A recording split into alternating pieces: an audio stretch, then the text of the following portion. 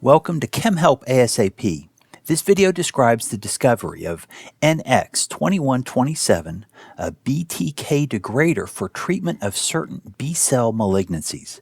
The video reports the discovery program of NX-2127 as described in a Drug Annotation article in the Journal of Medicinal Chemistry by scientists at Nurix Therapeutics in San Francisco, California. The citation is at the bottom of the screen, and a link to the article can be found in the video description. This video does not cover all aspects of the article, as I have selected the parts most relevant to the medicinal chemistry class I teach. If you happen to be a scientist who worked on this project and are able to speak about the research, I would be very interested in interviewing you. The channel email address is in the video description. Let's begin with the drug target BTK, or Bruton's tyrosine kinase. BTK is a member of the TEC kinase family. Overactivation of BTK leads to increased B-cell receptor signaling and hematological malignancies. These include various lymphomas and leukemias. Multiple BTK inhibitors are known and in use. Unfortunately, the use of BTK inhibitors can lead to drug-resistant forms of BTK. Mutational resistance is common and represents an unmet medical need for patients with hematological malignancies. A promising approach for addressing mutational resistance is the use of Protx. Protx stands for proteolysis targeting chimera. A Protx drug engages a cell's own machinery to destroy the intended drug target. What is the cell machinery in question? It includes E3 ubiquitin ligase, which causes polyubiquitinylation of the target, BTK in this case. Once ubiquitinated, the target is then destroyed by the cell's ubiquitin proteasome system. The idea of Protx drugs is not new. The earliest mentions go back to the early 2000s. But to my knowledge, as of the recording of this video in early 2024, no Protx drugs have been approved by the FDA. The issue is that Protx drugs are challenging to design. Here is the general design of a Protx drug. On the left is the part of the molecule that binds the target. For this particular report, the target is BTK. So we need a BTK recognition element. On the right, we need a part of the drug that binds to E3 ligase. Finally, we need some kind of linker to connect the two protein binding halves. So the final BTK degrader will be a large, complex structure. I will add that the scientists at Nurix also wanted the E3 ligase binding to occur at the cereblon protein, which is part of the E3 ligase complex. Binding at the cereblon protein brings some additional immunomodulatory benefits to the action of the BTK degrader. Okay, so Nurix has been working on designing BTK degraders. Let's see the results from some of the early work. At the bottom of this slide is NRX-0492. This compound is a BTK degrader. The left part of the molecule binds BTK.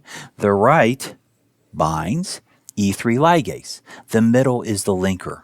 One comment about this structure: the E3 ligase binding region has an unspecified stereocenter.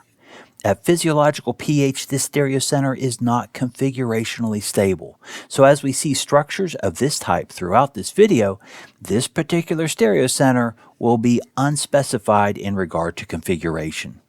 As you can see, this is quite a large molecule. It has a molecular weight over 800 grams per mole. So we are well outside the molecular space defined by a typical small molecule drug. Let's see how part of this compound engages with Bruton's tyrosine kinase, BTK.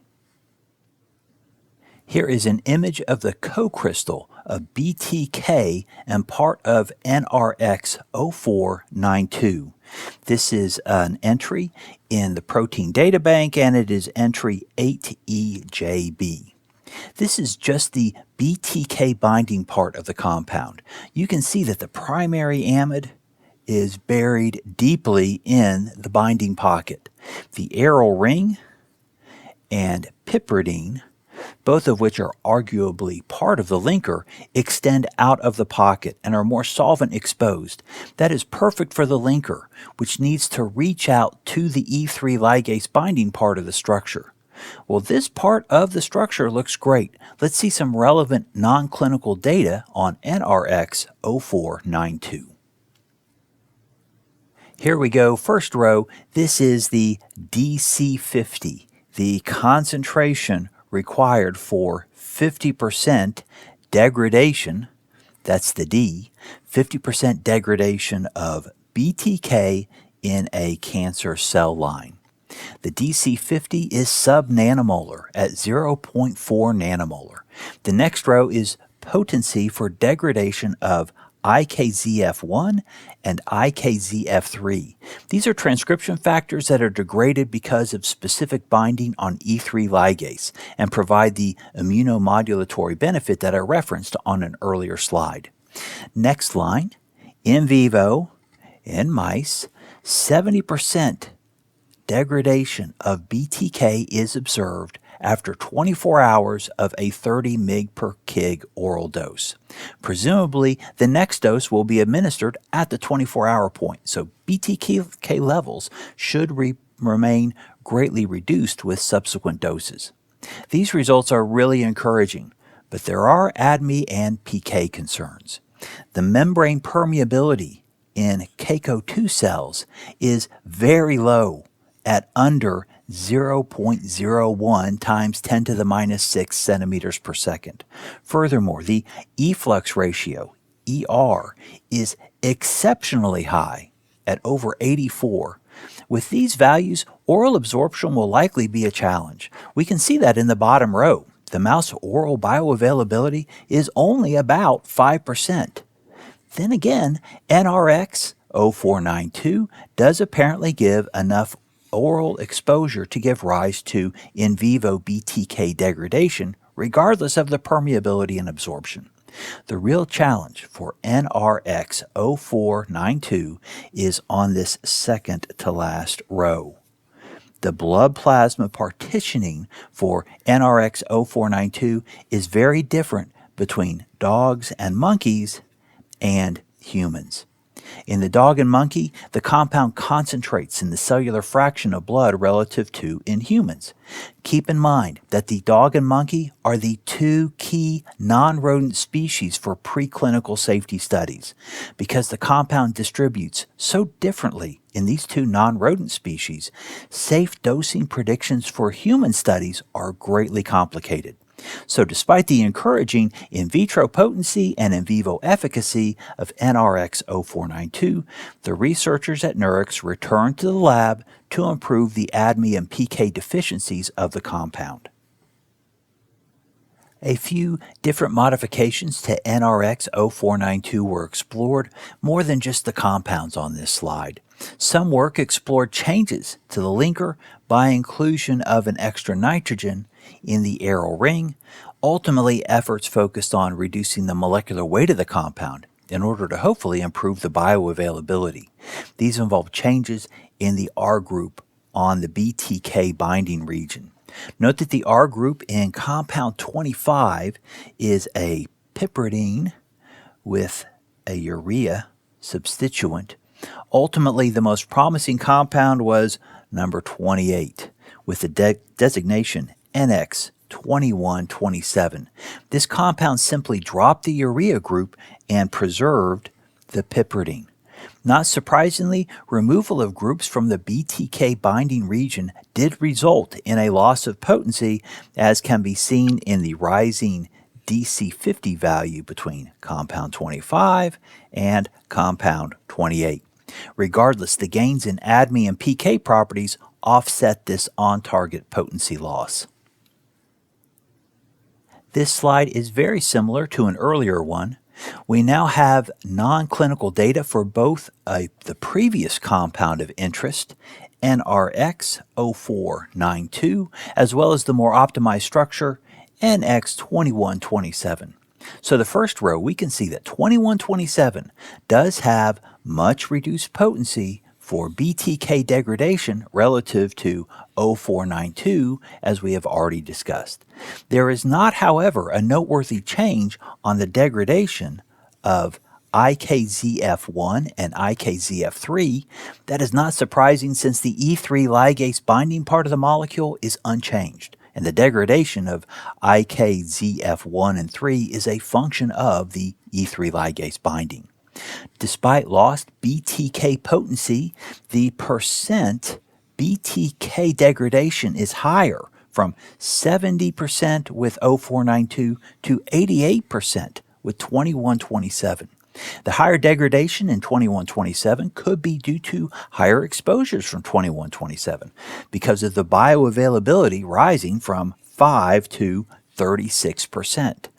The bioavailability could be rising because the efflux ratio for 2127 is very greatly reduced from that of 0492. Finally, and perhaps most importantly, the blood-plasma partitioning of 2127 is far more uniform across different species, which was not true for 0492. In total, NX-2127 is a more promising lead for continued study. On this slide, we have some PK and PD data for NX-2127 across several species. Clearance is actually lowest for the mouse and highest on a per kilogram basis for the non-human primate. We also see correspondingly reduced Cmax values and bioavailability as we go from mouse to rat to dog to monkey. What does not change much is the percent degradation of BTK observed 24 hours after a 10 mg per kg oral dose. So degradation is fairly high across all species, even high in cases of low bioavailability. The authors attribute high degradation to the efficacy of the Protx mode of action, which is called targeted protein degradation in the paper. I do wonder if an active metabolite could also be contributing to the efficacy. Regardless, BTK degradation is encouragingly high. Here are some in vivo efficacy data in healthy non-human primates. In this study, the animals were dosed orally once a day with NX-2127. The levels of BTK in B cells were determined based on blood draws from the animals on day 1 and day 14 of the study. Compared to the untreated group, all dose levels showed some reduction in BTK levels, with some dose response. By day 14, all dosing groups showed essentially the same, nearly complete BTK degradation. I should note that these results are all estimates. The values have been visually read off of a line chart in the article, so the numbers on this screen do have a degree of uncertainty compared to the reported experimental values. Okay, more estimated activity values. These data are from a mouse xenograft study. Some of the animals were implanted with wild-type TMD8 type tumors. Other animals had TMD8 type tumors with the C481S mutation, which is seen in patients with BTK inhibitor resistant tumors. The studies were performed over 25 days with various treatment groups. The wild type tumor group was responsive to ibrutinib, an approved BTK inhibitor. At higher doses, NX-2127 showed much better tumor growth reduction over ibrutinib. The resistant tumor cell line was only weakly affected by ibrutinib. The effect of NX-2127 was also diminished, but less so than ibrutinib. These results support the hypothesis that the degradation activity of NX-2127 provides additional benefits over traditional BTK inhibitors. Based on the efficacy results we have discussed, including both BTK and IKZF1 and 3 degradation, and low genotoxicity, hERG binding, and cytochrome P450 inhibition, NX-2127 was advanced into the development phase. The authors do share some early clinical data in the article. The data are from NCT 048301. That is the clinicaltrials.gov identifier.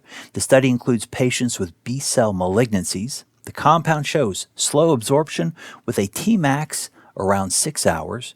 Patients in the oral daily 100 mg treatment group show approximately 80% reduction in BTK levels in CD19 positive, CD3 negative cells within the first week of dosing.